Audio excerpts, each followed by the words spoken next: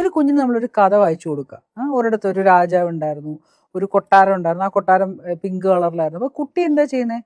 കുട്ടി ഇതിങ്ങനെ ഇമാജിൻ ചെയ്യും അല്ലേ. അതിന് കാണാൻ ഒന്നുമില്ല, പുസ്തകത്തിൽ ഹാർഡ്ലി 1-2 പടം കാണും. നമ്മുടെ ബാലരമയിലൊക്കെ പണ്ട് 1-2 പടങ്ങളേ ഉള്ളൂ. അപ്പോൾ ഈ ഓരോ കാര്യങ്ങളും കഥയിൽ കൂടെ കുട്ടി ഇങ്ങനെ ഇമാജിൻ ചെയ്യും. ഒരു രാജാവ്, കൊട്ടാരം. അപ്പോൾ കുട്ടിയുടെ ബ്രെയിനിൻ്റെ കോഗ്നീഷൻ എന്ന് പറയും, അത് ന്യൂറോ മെച്ചൂർ ബ്രെയിൻ ഡെവലപ്മെന്റിന്റെ ഭാഗമാണ്. അപ്പൊ ഈ ഡെവലപ്മെന്റ് അങ്ങനെയാണ് വരുന്നത്. അപ്പൊ ഈ ഒരു കഥ വായിക്കുമ്പോഴത്തേക്ക് ഒരു കുട്ടി ഒരുപാട് കാര്യങ്ങൾ ഒരു കഥയിൽ കൂടെ പഠിക്കുക. നമ്മൾ കണ്ടില്ലേ, പല സംസ്കാരങ്ങളാണ് ഒരു കഥയിൽ കൂടെ പോകുന്നത്. പക്ഷെ ഇന്നിപ്പോ എന്താ സംഭവിക്കുന്നത് വെച്ചാൽ കുട്ടികൾക്ക് നമ്മൾ കഥ വായിച്ചു കൊടുക്കാറില്ല.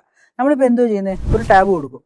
ഈ ടാബിന് ഇങ്ങനെ രാജാവ്, രാജ്ഞി, കുതിര ഇതെല്ലാം വരിക. അപ്പൊ ഈ കുട്ടിക്ക് ഈ കഥയിലുള്ള കഥാപാത്രങ്ങൾ തലയിൽ ഇമാജിൻ ചെയ്യേണ്ടി വരുന്നില്ല. അപ്പൊ അത് ബ്രെയിനിന്റെ ഈ ന്യൂറോളജിക്കൽ മെച്ചുറേഷനെ ശരിക്കും അത് എഫക്റ്റ് ചെയ്യും. അതുപോലെ തന്നെ കുട്ടിക്ക് ഒരുപാട് കളറ്, ലൈറ്റ്, സ്ക്രീന്, കണ്ണിന് പ്രശ്നം, കഴുത്തിന് പ്രശ്നം.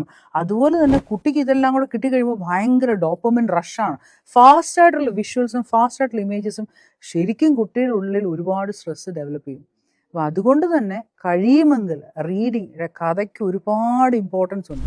നിങ്ങൾക്ക് പറ്റുമെങ്കിൽ ഒരു ദിവസം ബെഡ് ടൈം സ്റ്റോറീസ് എന്ന് പറഞ്ഞാൽ തന്നെ ഉണ്ടല്ലോ, രാത്രി കിടക്കുമ്പോഴെങ്കിലും ഒരു കുഞ്ഞിനെ നിങ്ങൾ ശരിക്കും ഒരു ദിവസം ഒരു കഥയെങ്കിലും പറഞ്ഞു കൊടുക്കണം. ഹെൽപ്പ് ചെയ്യും.